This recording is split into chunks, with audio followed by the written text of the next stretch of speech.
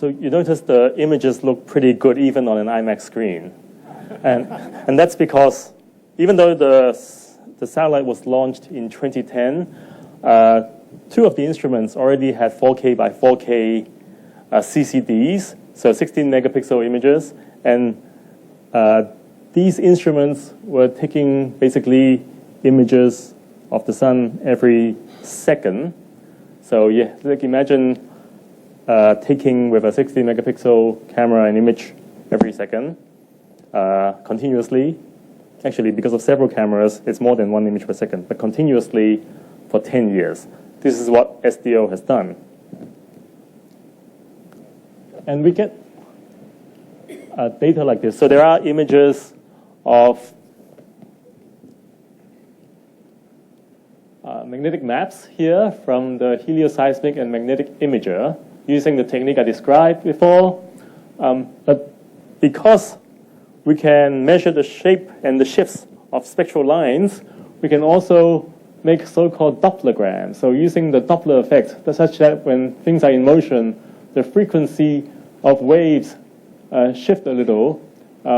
Here, where there is red, basically it means that the sun is rotating away from us. That part of the sun is rotating away from us. And this part of the sun is rotating towards us. So that's the signature of the rotation due to the Doppler shift. But this gives us much more than that. There are little bubbles, little structures on the surface here. This is from the convective flows causing waves to propagate all over the sun. And so our colleagues use a technique called helioseismology to probe the interior of the sun. And this is how we know how the sun rotates inside and what is its interior structure. Okay, so this is a white light image. These images are of the upper atmosphere of the sun from the atmospheric imaging assembly. I will talk about that later. In the middle panel, that is from the extreme UV variability experiment, which measures a spectrum at extreme ultraviolet wavelengths. Extreme ultraviolet wavelengths typically means that the wavelength that we're measuring is sort of maybe a factor of 10 smaller than what our eyes can sense. And so here it's not doing much. It's just sort of, wobbling a little bit. But that's when the sun is quiet. When the sun has temper tantrums, it does this. And this is one of the more spectacular eruptions that we have seen. As I said, because there is plasma and because there are strong magnetic fields threading the plasma, if you have magnets and you're sort of playing mahjong with it and you're pushing things around, at some point, some of the tiles want to flip. And so when you squeeze the magnetic field on the sun, sometimes the magnetic field also wants to abruptly reconfigure, and that releases a lot of energy. The magnetic fields accelerate the material out into space, but not everything escapes. Some of it falls back down. So that's a solar eruption.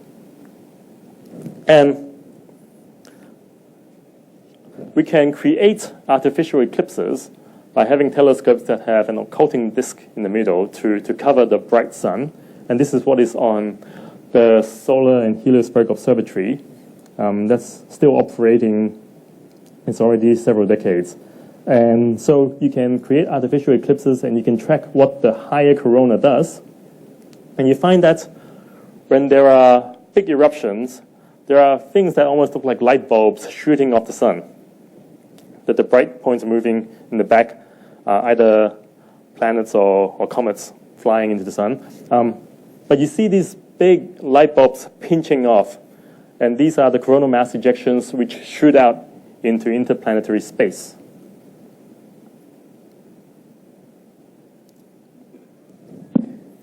And what we also know is that the sun has a solar wind. And it's blowing from the sun all over throughout the solar system. The Earth is bathed in this wind. Currents of magnetized particles moving at hundreds of kilometers per hour. But fortunately, the sun has its own magnetic field. And so it acts as a shield. Most of the time, it's pretty effective. But sometimes, this is a computer simulation. When there is a coronal mass ejection headed towards Earth, the coronal mass ejection has magnetized material, magnetic fields that are hitting the Earth, and if it's aligned in a certain way, then it could disrupt the Earth's magnetic field, pull its magnetotail, and then release again. And when that happens, you have geomagnetic storms. You have the magnetic field on the Earth shaking so much that from Faraday's law, we know that when you have magnets that you bring towards a circuit loop or away, it generates an electromotive force, causes a current. So when we have geomagnetic storms, we can have impacts on the electrical power grid on large swaths of North America, for example. So coronal mass ejections can do that to us. And so there are cases when there's a transformer damage causing power blackouts because of the effects of geomagnetic storms. This is one manifestation of what we call space weather. Aurora is another. But there's another manifestation. During eruptions, you get flares, and flares are an abrupt increase of the radiation, especially in X-rays and in ultraviolet radiation, many times, orders of magnitude above the background.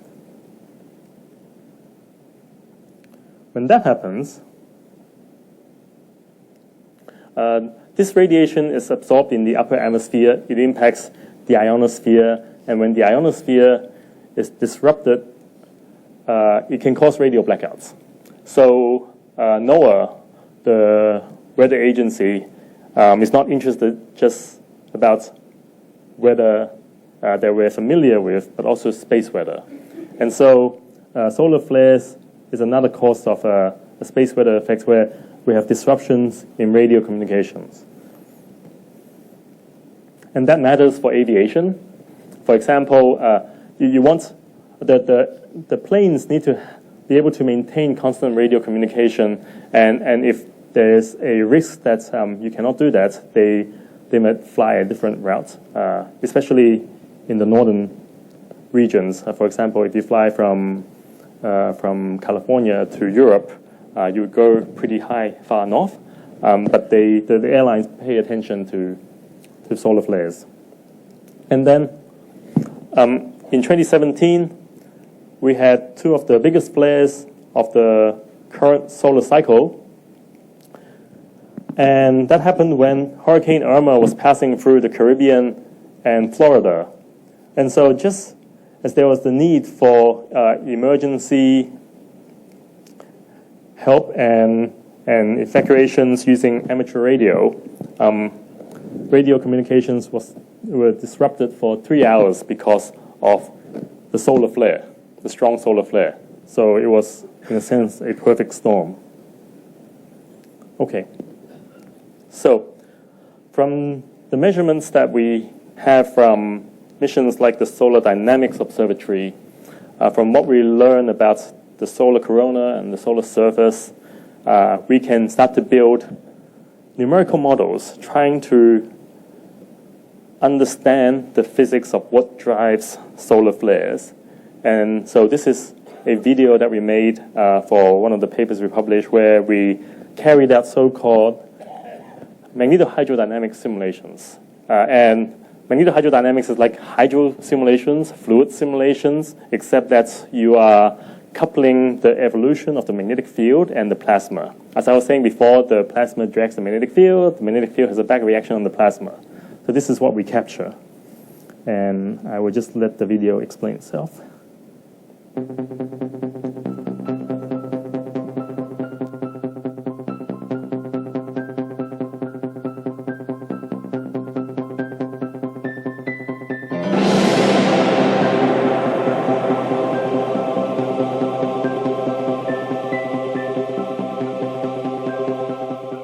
What just happened?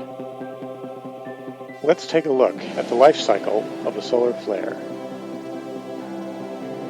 This is our Sun.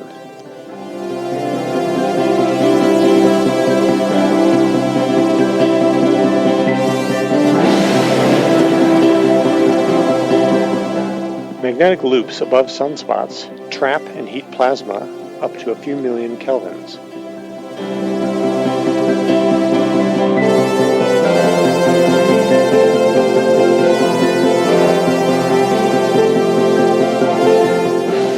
When magnetic fields are pressed together, they can snap and form new loops, a process called magnetic reconnection. Magnetic energy is released rapidly, heating plasma in the Sun's atmosphere to much hotter temperatures. At the same time, magnetic forces eject plasma away from the Sun.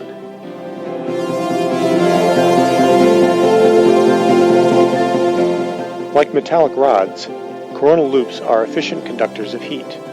Energy conducted to the base of the corona launches fountains of hot plasma into magnetic loops. The magnetic loops, now filled with hot plasma, emit profuse quantities of X-rays and extreme ultraviolet radiation. Eventually, the solar flare subsides, the hot plasma clouds cool, condense, and fall.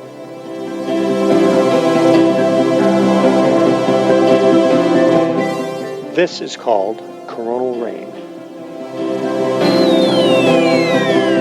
Let's see it again.